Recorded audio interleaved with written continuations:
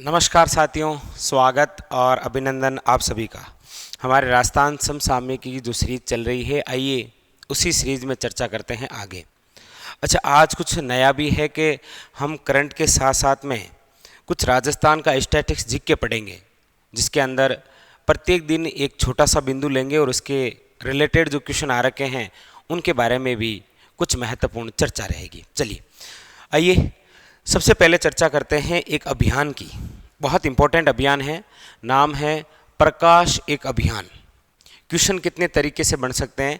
पहला क्वेश्चन तो ये है कि राजस्थान के कौन से जिले में प्रकाश एक अभियान संचालित किया गया, तो याद रखिएगा नागौर जिले में। ठीक है, अब ये जो प्रकाश एक अभियान है ये कौन से विभाग द्वारा, तो याद रखिएगा नागौर का जिला प्रशासन और साथ में बाल कल्याण समिति, इन दोनों ने मिलकर। ये क्या है प्रकाश एक अभियान? इस अभियान के तहत कहते हैं कि किसी कारण शिक्षा से वंचित रह गए या विकास एवं स्वास्थ्य से दूर बच्चों को वापस मुख्य धारा में लाना है, वो एक अभियान है जिसका नाम क्या है? प्रकाश एक अभियान, जिसका उद्देश्य है नागौर में बच्चों का नामांकन बढ़ाना और जो ड्रॉप आउट हो चुके हैं, यानी किसी वजह से यदि वो विद्यालय छोड़ चुके हैं तो उन्हें वापस शिक्षा से जोड़ना। कौन सा अभियान है? प्रकाश एक अभियान। हमारे लिए यहाँ से क्वेश्चन तीन बड़े महत्वपूर्ण बनते हैं। एक तो कि प्रकाश एक अभियान का संबंध किस जिले से है? नागौर जिले से। दूसरा ये है कि नागौर जिले में बच्चों का नामांकन बढ़ाने वे ड्रॉप आउट बच्चों को पुण्य शिक्षा से जोड़ने से संबंधित निम्न में से कौन सा अभियान है? तो प्रकाश एक अभियान, याद रखिएगा। ठीक है, ये है प्रकाश अभियान। आइए चर्चा आगे करते हैं। एक है आपके भारत सरकार द्वारा राजस्थान के कितने विद्यालयों को स्वच्छ विद्यालय पुरस्कार से सम्मानित किया गया है? तो याद रखिएगा राजस्थान के कुल 26 विद्यालयों को। और ऐसा क्यों? क्योंकि स्वच्छता के बेहतर कार्यों के लिए भारत सरकार द्वारा राजस्थान की कुल 26 विद्यालयों को कौन सा पुरस्कार? स्वच्छ विद्यालय पुरस्कार। क्वेश्चन बनने का तरीका ये हो सकता है कि भारत सरकार द्वारा स्वच्छता के बेहतर कार्यों के लिए राजस्थान के कुल कितने विद्यालयों को स्वच्छ विद्यालय पुरस्कार? तो याद रखिएगा 26। ठीक है, अगला देखिए नेक्स्ट क्या है। एक ये थोड़ा सा याद रखिएगा भाई, ये आपकी शिक्षा में नवाचार है, जो आपके है ना शिक्षा से संबंधित योजनाएं, उसके तहत है मुख्यमंत्री दिव्यांग स्कूटी योजना। इसकी शुरुआत तो 2021 में थी, लेकिन इस बार जो बजट 2022 और 23 आया उसके अंदर क्या है कि जो स्कूटी की संख्या है ना उसको 2000 से बढ़ाकर कितना कर दिया है? 5000। ये थोड़ा सा खास क्वेश्चन हो जाता है कि मुख्यमंत्री दिव्यांग स्कूटी योजना में बजट 2022 और 23 में स्कूटी की संख्या को बढ़ाकर कितना कर दिया गया है? तो याद रखिएगा 5000। जैसे अपने वो नहीं है मुख्यमंत्री चिरंजीवी स्वास्थ्य बीमा योजना, जिसमें पहले 5 लाख तक का इलाज हुआ करता था, लेकिन बजट के तहत बढ़ाकर कितना कर दिया? 10 लाख। ठीक है, उसी प्रकार से ये थोड़ा सा ध्यान रखिए। ठीक है, चलिए अगला बिंदु देखिए। ये एक थोड़ा सा चर्चा में आया है, तो इसके बारे में थोड़ा सा आप ध्यान रखिएगा। कौन सा? देखिए भीलबेरी झरना। कौन सा है? भीलबेरी झरना, जो आपके कहाँ पर? याद रखिएगा पाली जिले में, यानी अरावली की पहाड़ियों में है। आप जानते हैं अरावली का विस्तार भी है पाली में। तो भीलबेरी जो झरना है ये आपके पाली जिले के अंदर है और इसकी ऊंचाई है 182 फीट। इसे कहा जाता है राजस्थान का दूध सागर, और ये राजस्थान का सबसे क्या है? ऊंचा झरना। लेकिन हम पढ़ते हैं कि राज्य का सबसे ऊंचा जो जलप्रपात है वो है आपके कौन सा? चूलिया जलप्रपात, जो चंबल नदी पर है चित्तौड़ जिले के अंदर। ठीक है, लेकिन ये थोड़ा सा चर्चा में आया है तो इसको आप थोड़ा सा ध्यान रखें। भीलबेरी झरना जो पाली जिले के अंदर है, इसकी ऊंचाई 182 फीट हो गई है। मतलब अब राजस्थान का सबसे जो ऊंचा जलप्रपात हो गया है वो कौन सा हो गया? भीलबेरी झरना, जो आपके पाली जिले में बांडी नदी पर, याद रखिएगा। ठीक है, बाकी फिलहाल यदि ऐसा नहीं आए तो आपको मानना है कौन सा? चूलिया जलप्रपात ही। ठीक है, क्योंकि हम तो एनसीईआरटी और आरबीसी की बुकों को फॉलो करते हैं, उस हिसाब से ये है, लेकिन करंट के हिसाब से उठाकर पूछ ले तो ऐसा क्वेश्चन बन सकता है कि भीलबेरी झरना कहाँ पर है, याद रखिएगा पाली के अंदर।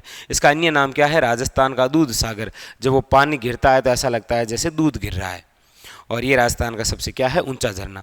इससे रिलेटेड ये दो बातें और ध्यान रखिए, चूलिया जलप्रपात चंबल नदी चित्तौड़गढ़ में, एक है आपके भीमलत जलप्रपात मांगली नदी पर है, कहाँ पर, बूंदी जिले में। ठीक है, नेक्स्ट। हमेशा हम कोई ना कोई योजना में राजस्थान की रैंक का पता करते हैं। आज है आपके सामने प्रधानमंत्री आदर्श ग्राम योजना, जो आपके 2009 और 10 में शुरू हुई थी। इसमें क्या है कि अभी हाल ही की जो रिपोर्ट आई उसमें याद रखिएगा आपको पूछा जाएगा कि प्रधानमंत्री आदर्श ग्राम योजना में देश में राजस्थान को कौन सा स्थान है, याद रखिएगा तीसरा। कल हमने पढ़ा था अमृत सरोवर योजना में राजस्थान को देश में कौन सा स्थान, चौथा। जबकि प्रधानमंत्री आदर्श ग्राम योजना में राजस्थान का देश में कौन सा स्थान है, तीसरा, याद रखिए। और राजस्थान में सर्वाधिक आदर्श गांव कौन से जिले में है, याद रखिएगा श्री गंगानगर में। और एक ये पुरस्कार, पहले भी हमने इसकी चर्चा की थी कि राज्य का पहला ऐसा कौन सा गांव है, राजस्थान का ऐसा पहला कौन सा गांव है जिसे आदर्श ग्राम सम्मान पुरस्कार से सम्मानित किया गया, तो याद रखिएगा धनोरा गांव धौलपुर। वेरी वेरी इंपॉर्टेंट, कौन सा है, धनोरा गांव धौलपुर। क्लियर। इसका ध्यान रखिएगा, अक्सर क्या होता है कि कई बार रैंक पूछ ली जाती है। तो प्रधानमंत्री आदर्श ग्राम योजना राजस्थान का देश में, याद रखिएगा तीसरा स्थान। सर्वाधिक जो आदर्श गांव है वो आपके किस जिले में है, गंगानगर में। और आदर्श ग्राम सम्मान पुरस्कार से सम्मानित होने वाला राज्य का पहला गांव कौन सा है, तो धनोरा गांव धौलपुर। ठीक है। और आज हमारी जो मुख्य राजस्थान के स्टैटिक्स बिंदु के बारे में चर्चा रहेगी, वो रहेगी राजस्थान के प्रमुख तालाब। Very very important. देखिए ये आपके क्या है, राजस्थान के प्रमुख तालाब, इनके बारे में चर्चा करते हैं। ठीक है। तो रोज हम एक इसी प्रकार के राजस्थान के स्टैटिक्स टॉपिक के बारे में चर्चा करें। मैंने केवल राजस्थान के प्रमुख तालाब लिखे हैं, कल हम बांध के बारे में चर्चा करेंगे। ठीक है। और तालाब वही लिखे हैं जो नए हैं, जो एग्जाम के लिए उपयोगी है। जैसे देखिए एक के बारे में, सबसे पहले झुंझुनू के अंदर कौन सा तालाब है, पन्ना साहे तालाब। वेरी वेरी इंपॉर्टेंट है, क्योंकि यहाँ पर खेतड़ी के राजा अजीत सिंह और स्वामी विवेकानंद जी की मुलाकात हुई थी, आप जानते हैं। और स्वामी विवेकानंद जी को विवेकानंद जी नाम भी खेतड़ी के राजा अजीत सिंह द्वारा दिया गया। तो ये इंपॉर्टेंट है कि पन्ना साहे तालाब कहाँ पर है, झुंझुनू में। जैसे धौलपुर जिले के अंदर है आपके कौन सा, तालाब ए शाही, याद रखिएगा इंपॉर्टेंट। जैसे कोटा के अंदर है आपके वेरी वेरी इंपॉर्टेंट किशोर सागर तालाब। ये वो तालाब हैं जो भी हाल ही के एग्जामों में पूछे गए थे। पन्ना साहे तालाब झुंझुनू, धौलपुर के अंदर तालाब ए शाही, कोटा में है किशोर सागर तालाब। अच्छा, उसके अलावा देखिए अजमेर के दो तालाब याद रखिएगा, एक तो है नाना साहब का झालरा जो भी पूछा गया आपके लेबर स्टैंड में, और गुंदो लाव तालाब, ये दोनों ही कहाँ पर है, अजमेर में। ठीक है। इसके अलावा बूंदी के अंदर दो तालाब है बड़े खास, जेत सागर तालाब और नवल सागर तालाब। Very very important.